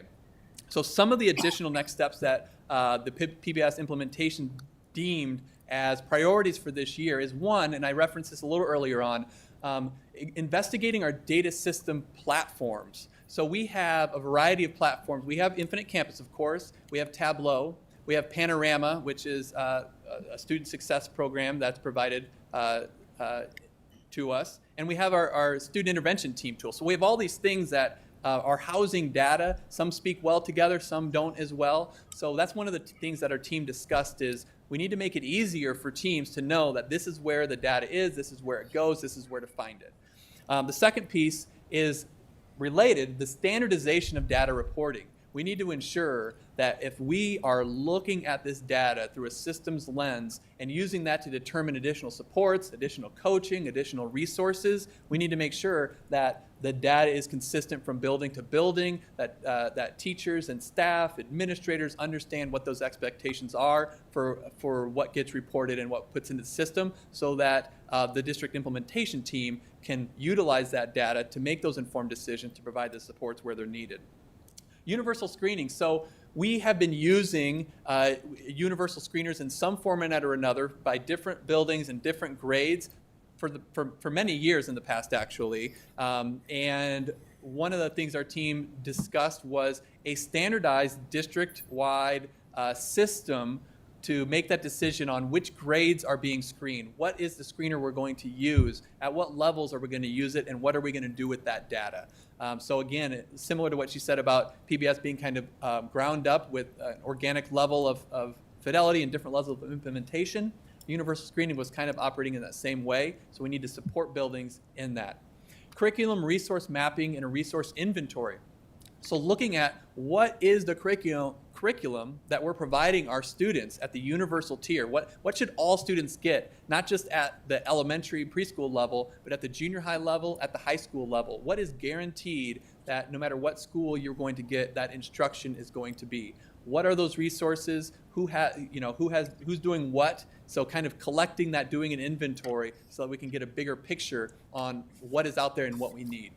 And then finally, related to all of that is once we determine all of that, coordinating budget implications, if there are any, related to ESSER. At this time, there are not a specific thing that we're asking related to this, but as we look at the data and we look at needs and determine next steps, there's potential for that, but that would be that next step for number 5. So that is our presentation. Again, thank you again, Ms. Talbot. And I am, again, really excited to begin or continue with this work with that enhanced district focus, and we welcome any questions. Director Beck. You know I have questions. So I guess I've got a couple.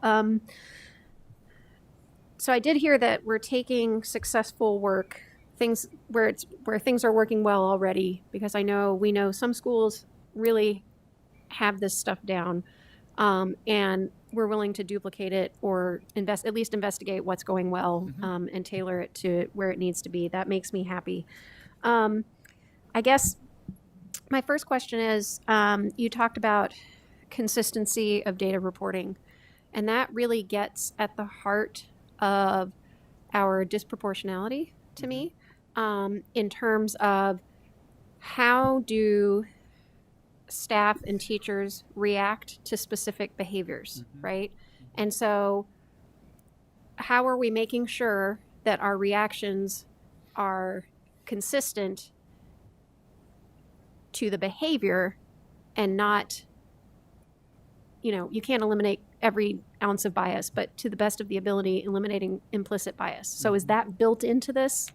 Absolutely. So cultural responsive practices, there is no functional PBS system if it doesn't include that cultural responsive practices within it. And so that it absolutely is a part of that conversation, is how we can look at some of those pieces, look at labels like defiance and disruption, and determine where that line is between a cultural behavior versus just like an egregious behavior in a classroom.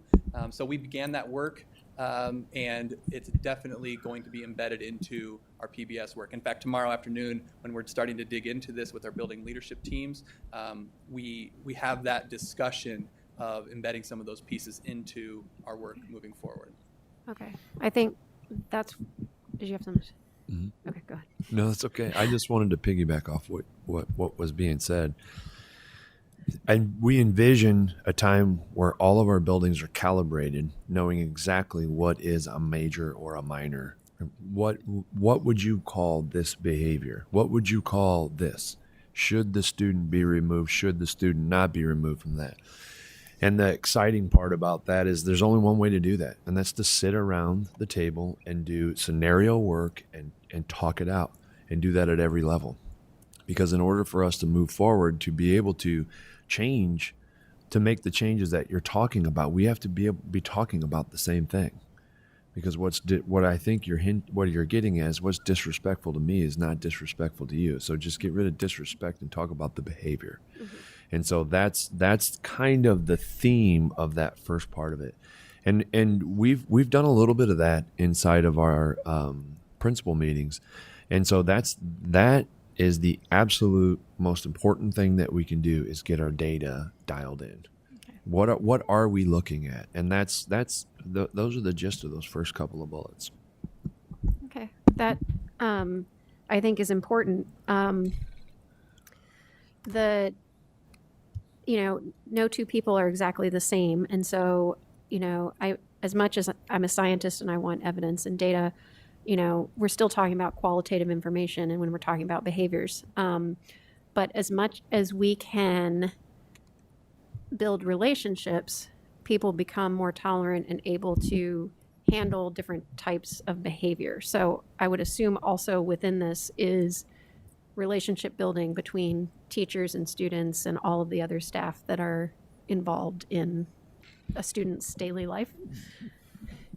The foundation of all education is a relationship, and definitely embedded into our SCBH or PBIS that is the heartbeat of all of it. Okay.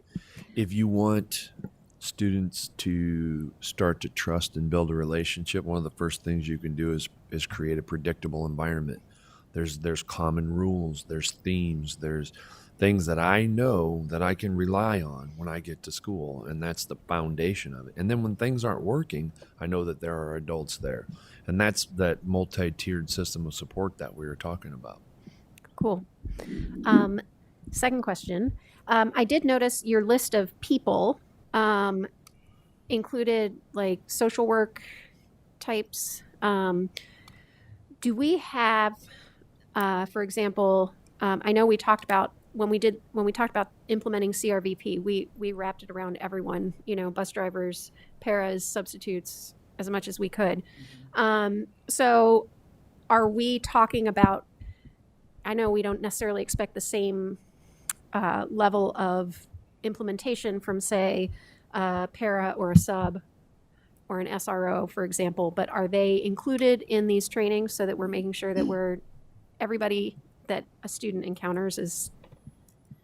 Yeah, so this first level of this implementation team is planning out what are the steps we need. And so the next steps as far as, okay, what other groups, what other teams, what other stakeholders do we need to make sure that we're bringing into this so that we reach toward that goal? So that is yet to come and yet to be determined about how we do that. But it's certainly something that we need to make sure that we, again, utilize that process to engage all stakeholders and make sure everyone has that communication. Okay, awesome. And then my last question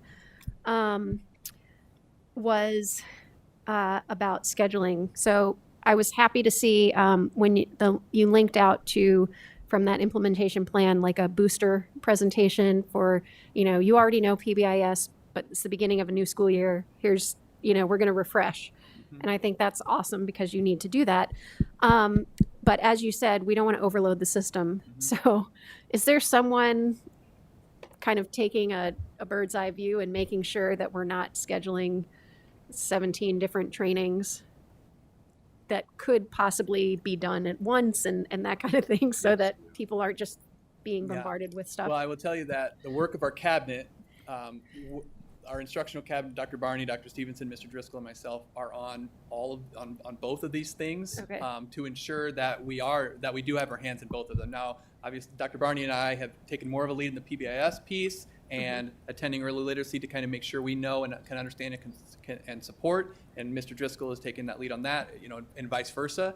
And Ms. Stevenson, or Dr. Stevenson, has been at everything. And so we want to ensure, especially within our new structure, that we're doing just that we have a broad understanding of how these things fit together so that we aren't overlapping and double booking all these different things. Okay. Thank you very much. Absolutely. Dr. Kleindro. I am very well versed in PBIS. I taught at McKinley 10, 11 years ago. They embraced it. I will tell you, though, as a teacher, I fought it because I don't believe my rules in my room have to be the same as your rules in your room. I believe in allowing a teacher to have some discretion there. So at first, I was not quite on board with that. But my expectations were clear. Kids in that room knew what I expected. And I think that's more important than we all follow the same steps. So that being said, I also appreciate the fact that you heard us last week. Teachers, classroom teachers must be on this committee. I would also like the next presentation to have a teacher who has lived through this, say at McKinley School or other buildings that have embraced it. I would like to hear their side. Just like tonight, I appreciated hearing a classroom teacher that has worked with 95%. So I guess any kind of presentation where it's going to the classroom, I want to hear from those people and what they think of it. So I'd appreciate that in the future. Thank you. Director Poston? Oh, first of all, I was going to ask the same thing as far as having a teacher here. So that was very valuable tonight. Can you identify, besides McKinley, any other schools that have really embraced the PBIS and, you know, where they are now, and are they going to have to make a lot of changes to adapt to what you're presenting now? Well, I can talk to you about SMART, but I'll turn it over to Ms. Talbot to talk about where you all are in that process. So the last 2 years, especially with COVID, we have been able to take a step back and kind of recalibrate, reboot PBIS at SMART. Just because there was a lot of turnover, and we knew that we needed to do the work for the kids. And so that's what we did. So ultimately, we were number PBIS Emerging School last year, which was identified by the state. So that was a lot of work to get to that point. And moving forward, a lot of the work that we've already done in the last year and a half, we won't have to redo. We might have to tweak and slightly modify to make sure that we are doing it with the most fidelity that we possibly could be doing it, that we didn't let anything accidentally slip through. But we're not going to have to like change all of our expectations. So it's just making sure that like for our staff and for our team that we have a parent on our team and we have a student, we have the right people and teachers and paras and security and everyone else that needs to be at the table. They are there with us meeting to help us move our building forward. And I know there's a lot of other buildings that are in the same boat. They've put in a lot of work, and so they're not going to have to just throw it in the garbage and start all the way back over. They're going to be able to utilize that and continue to build to make it a better system than what it already is. So so the buildings that have something in place, they're not going to have to make wholesale changes. It's Correct. just like you said, doing some tweaking. Yep, absolutely. I think it's important to note that PBIS is built on a continuum, and buildings are on a spot in that continuum. And our ultimate goal is to move buildings along the continuum. And you never really arrive. You're always improving. You're always reviewing your data, those kinds of things. And was it 6 years ago, we had a school climate transformation grant where all of our buildings were moving through PBIS. So to your point, Director Poston, all of our buildings are already on this journey. So the thing I think is the best about this plan is they looked at where are we and what are our most logical next steps as a district while we move our buildings along. We would never want to go back and redo all that consensus work, all of the Blue Devil Pride, or what's SMART's?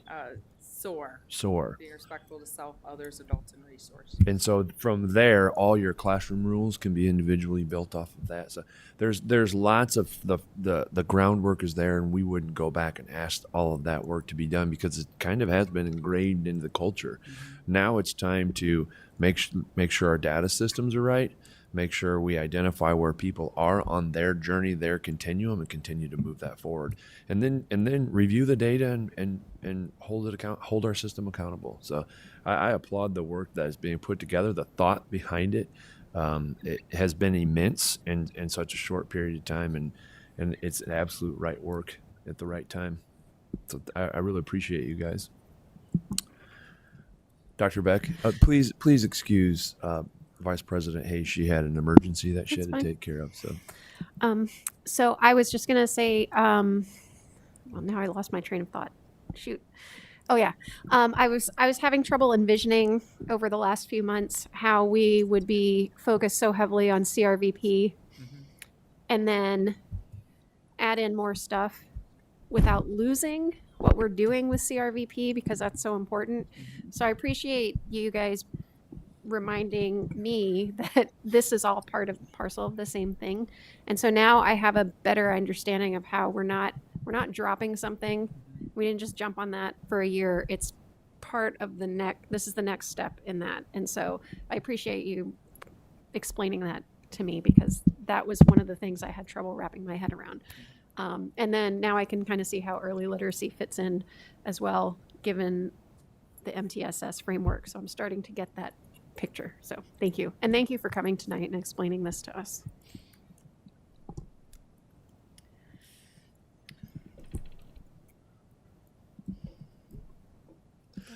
Director Boston. So you get this all implemented and everything, and so then you've got a teacher in the building. She's taught for 25, 30 years, and she says, I am not going to follow PBIS. How are you going to approach that? Well, I would look at the data to start, and it would seem to me, I say that cautiously, I guess, it would seem to me that if someone is like, I refuse to provide positive behavioral interventions and supports to my students, there's probably more going on in that classroom that needs to be addressed. Because I guess I would start by like trying to dig a little deeper into that and say, what don't you agree with about teaching expectations for your students? What don't you agree with about providing support to students that have struggle with emotional health and behavioral health? Like where is there a comment like that from a teacher is based probably upon misunderstanding of what PBS framework is. And so I guess I would start with better supporting that teacher and providing coaching and support to let them know what the big picture about what we're talking about. It's not a special curriculum, like as I mentioned. It's the framework to supporting the social, emotional, and behavioral needs of all of our students to create a safe environment for all of our students. I think to piggyback off of what Dr. Klipsch is saying is these conversations happen all the time. Because sometimes when you look at, say, a presentation was given about positive praise, and the person giving the presentation is a very bubbly, outspoken, outgoing person, which might be the exact opposite of myself. And so, but praise can come in many different ways and forms. It can come from a thumbs up. It can come from a gentle pat on the shoulder saying you're doing a great job. So the conversations then morph into, well, what does that look like in your classroom? And really, there are some tenets in there that are just non-negotiables. You have to have classroom rules. You have to. So a lot of those discussions are based around, okay, I don't like this portion of it. Okay, well, let's see what it would look like in your room for you, individualized, because not all teachers are the same, not all buildings are the same, and so that needs to be taken into account for. I've personally had that conversation a handful of times, and it's usually over a couple of components here or there, and it usually comes around to, like, I'm not a bubbly praise person. I don't want to do that. I'm like, okay, well, let's talk about the different ways that your kids receive that from you. Because an excellent teacher doesn't really know how they're praising their kids. They're just doing it. They have wonderful lessons that are developed. They're timed. It's just the way it is. And so going into the classroom, talking with teachers like, well, your praise ratios are way up, or this really works for you. Utilize that system for you. And so I think it's really important to meet people where they are, and that's why it's important not to be canned with a lot of things and put things on a continuum. But that's exactly right. And then for those people that say they don't want to have rules in their classrooms and don't want to praise, then the tough conversation starts, because we will have classroom rules, and we will praise our students, and we will correct our students. all of those key components. We will have a tiered system of support for when things don't happen. Those things are not negotiable. So how it works and how your rules roll out in your classroom, you heard Director Kleindrum have that same conversation, and she came to the realization of it. So I think that's the art, to use Lisa's, that's the art and science of working with adults as well. And I think I have to say, I think Nicole has done an outstanding job putting some of those systems at place at Smart. We're very proud of the work that you've done there. And so thank you so much for coming and presenting to us tonight. And I know you've got a little one at home too. So thank you for that very much. I know that you have looked at Smart as a system, and we're very fortunate to have you here, because I'm not going to say that last part, but thank you very much. Did we just catch TJ filtering himself for a second? I was filtering myself. Well, Noted. she was nominated for the state award. I was going to embarrass her, but then I didn't want to embarrass her. It's true. Congratulations. Director Gosa or Director Potts, do you have anything to add? No, I'm good. I'm good as well. Great presentation. I like the back and forth as well. Thank you. Director Kleindrum? And I do think, I mean, I did come around to it. I actually was on my site committee to go to meetings and things like that. But I do think it's how you roll it out to people. And it's just the way I am.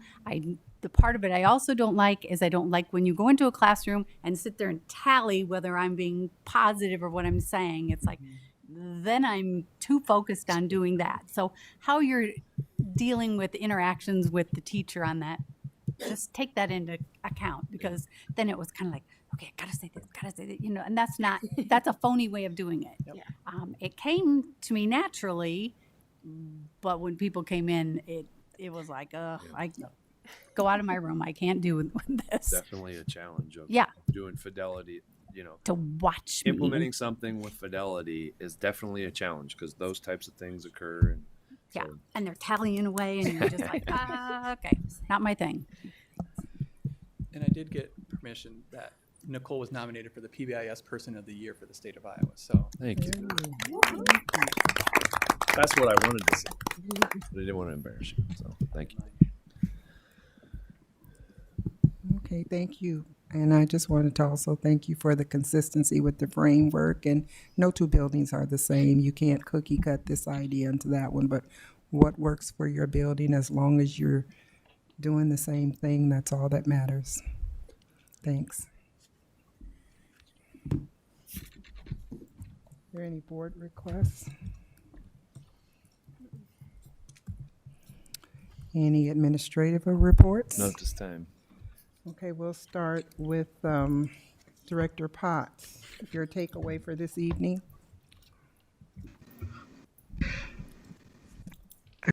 I would say I got two. My first is the Avid presentation, and part of that is I have familiarity with the program, but it's an extremely effective program. It requires those kids to really work hard to be successful.